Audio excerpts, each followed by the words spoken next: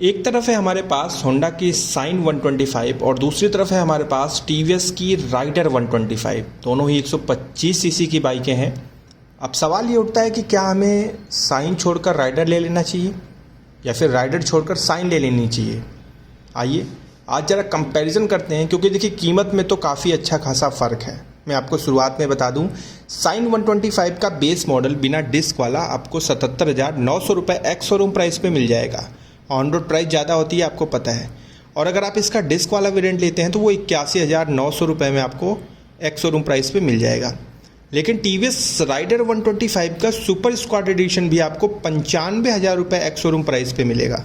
और इसका जो सबसे टॉप मॉडल है जिसका नाम है SX, वो आपको 1,03,570 रुपये एक्स शोरूम प्राइस पे पड़ेगा। यानी अगर हम टॉप मॉडल की तुलना करें तो बहुत ज़्यादा, लगभग 22,000 का फ़र्क है। आइए ज़रा देखते हैं कि अगर हम 22,000 एक्स्ट्रा देते हैं तो हमें क्या एक्स्ट्रा मिलता है, पहली बात। और दूसरी बात कि चलिए हम बेस मॉडल पे ही बात कर लेंगे कि बेस मॉडल वाला ले लेते हैं, उसमें कम पैसे लगेंगे। तो देखते हैं क्या क्या मिलता है।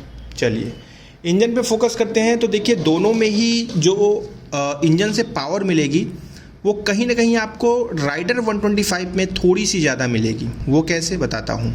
साइन 125 में मैक्स आपको 10.77 10.77 PS की पावर मिलेगी और 11 न्यूटन मीटर का टॉर्क मिलेगा।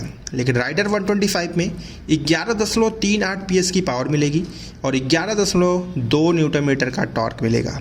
पावर और टॉर्क समझ गए आप, मतलब थोड़ा सा ज़्यादा है टीवीएस राइडर 125 में। अगली चीज़ आती है ब्रेक्स।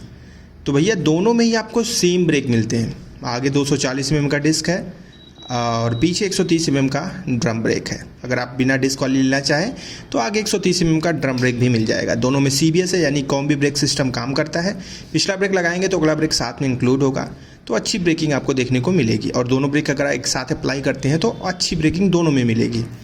अब आते हैं इनके सस्पेंशन पे। तो भैया साइन में आगे टेलीस्कोपिक और पीछे हाइड्रोलिक टाइप का 5 स्टेप एडजस्टेबल सस्पेंशन मिलता है।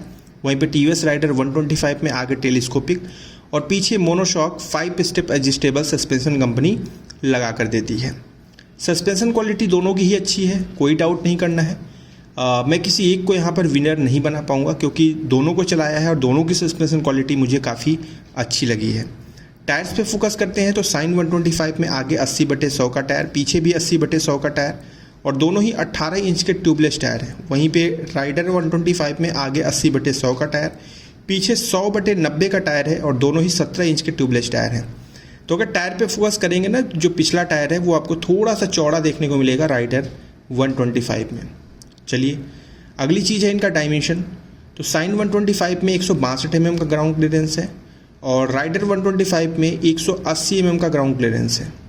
साइन 125 में 10.5 लीटर का फ्यूल टैंक है, राइडर 125 में 10 लीटर का फ्यूल टैंक है, यानी आप आधा लीटर ज़्यादा भरवा सकते हैं साइन 125 में। वज़न की बात करें तो साइन 125 113 किलोग्राम की है, वहीं पे राइडर 125 123 किलोग्राम की, यानी कि 10 किलोग्राम वज़न इसका ज़्यादा है। तो 10 ग्राम ठीक है, कोई बात नहीं, आगे बढ़ते हैं। इनके फीचर्स पे जब हम कंसंट्रेट करते हैं तो दोनों ही बाइकों में side stand engine cut off मिलता है, बहुत अच्छी बात है। लंबी और कंफर्टेबल सीट मिलती है, ये भी बहुत अच्छी बात है। रिफाइंड इंजन दोनों में ही मिलता है, काफ़ी रिफाइंड है दोनों, चलाने में काफ़ी अच्छे लगते हैं, तो ये भी बहुत अच्छी बात है। अब देखिए जो एडवांस चीज़ें हैं ना वो आपको कितनी ज़्यादा मिलती हैं राइडर में, वो देखिए आप। पहली फुली डिजिटल मीटर कंसोल आपको मिलेगा और काफ़ी बेहतरीन कंसोल है, एकदम कलरफुल वाला। दूसरी चीज़ है LED हेडलाइट मिलती है आपको, बहुत बढ़िया उजाला है। तीसरी चीज़ है USB चार्जिंग पोर्ट मिल जाता है। और अगर आप इसके टॉप मॉडल पे जाते हैं तो आपको ब्लूटूथ कनेक्टिविटी प्लस नेविगेशन, ये सारी चीज़ें मिलती हैं। तो जो फीचर्स हैं ना वो आपको लोडेड मिलेंगे राइडर 125 में, क्योंकि आप 20 से 22,000 रुपये एक्स्ट्रा दे रहे हैं।